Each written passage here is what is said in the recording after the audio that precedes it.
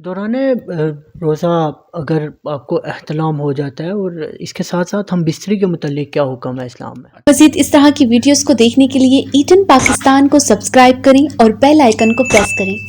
دوران روزہ اگر آپ کو احتلام ہو جاتا ہے اور اس کے ساتھ ساتھ ہم بستری کے متعلق کیا حکم ہے اسلام میں؟ اچھا، یہ دونوں علیحدہ علیحدہ کویسچن ہیں، میں آپ کو مختصر بتا دیتا ہوں۔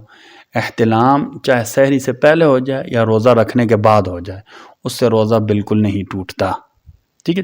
یہاں سے ایک اور بات بھی سمجھ لیں، ہمارا بعض دفعہ یہ ہوتا ہے کہ ہم یہ سمجھتے ہیں کہ جب تک اگر بیوی سے رات کو ہم بسری کی ہے یا احتلام ہو گیا، ہم جب تک غسل نہیں کریں گے ہم سحری نہیں کھا سکتے۔ تو شرعاً ناپاکی کی حالت میں بھی سحری کھانے میں کوئی حرج کوئی نہیں ہے۔ سحری کھا کر آپ روزے کی نیت کر لیں، روزہ رکھ لیں، بعد میں بے شک آپ غسل کر لیں۔ اچھا، اسی طرح دن میں کوئی بندہ سویا ہوا تھا، روزے کی حالت میں سے احتلام ہو گیا تو اس کا روزہ نہیں ٹوٹے گا۔ اب آتے ہیں دوسری طرف، بیوی کے ساتھ رات کو ہم بستری کرنے کی اجازت ہے، ٹھیک ہے، لیکن روزہ رکھنے کے بعد اگر بیوی کے ساتھ ہم بستری کر لی، ٹھیک ہے جی، تو روزہ ٹوٹ بھی جائے گا، پھر اس کو ڈبل جرمانہ ہوگا، روزے کی قضا بھی ہوگی، ساتھ کفارہ بھی ہوگا۔ کفارے کے بارے میں پہلے ہم بتا چکے ہیں کہ یہ لمبا چوڑا پروسیس ہے، ٹھیک ہے جی۔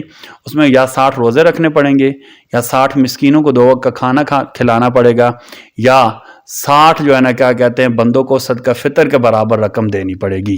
بہتر عمل یہی ہے کہ آپ اپنی بیوی سے دوری اختیار کریں تاکہ آپ میں کچھ ایسی فیلنگز ہی نہ آئیں کہ آپ اس عمل تک۔ ہاں، یہ انسان ہے نا، انسان کی فطرت ہے، نیچر کا تقاضا ہے، لیکن بہتر یہ کہ ہم کیا کریں، اپنے آپ کو کنٹرول کر لیں، دوری اختیار۔ جی بالکل۔ بہت شکریہ جی، قاری عثمان عثمانی صاحب ہمارے ساتھ موجود تھے۔ قاری عثمان عثمانی صاحب جن سے ہم نے جاننے کی کوشش کی ہے رمضان کے حوالے سے جو اہم مسائل ہیں وہ، تو اپنے میزبان عبدالرافع کو دیجیے اجازت، انشاءاللہ ایک نئے مقام پہ آپ کی خدمت میں دوبارہ سے حاضر ہوں گے، تب تک کے لیے اللہ نگہبان۔